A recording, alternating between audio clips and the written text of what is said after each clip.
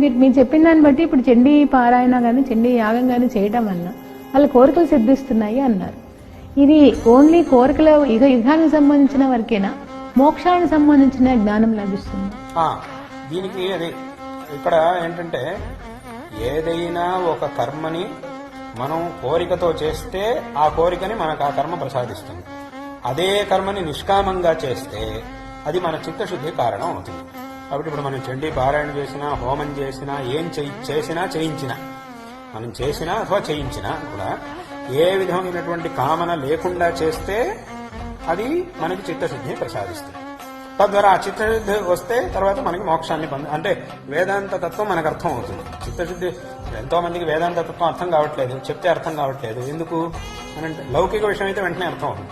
వేదాంత తత్వం ఎంతో మందికి అర్థం కావట్లేదు. ఎందుకు అర్థం కావట్లేదు అనంటే వాళ్ళకి చిత్తశుద్ధి లేదు కాబట్టి. చిత్తశుద్ధి లేకపోవడం వల్లే వాళ్ళకి తత్వం అనేది అర్థం కావట్లేదు. చిత్తశుద్ధి కనుక వాళ్ళకి వచ్చిందంటే తత్వం వాళ్ళకి స్పష్టంగా అర్థం అవుతుంది.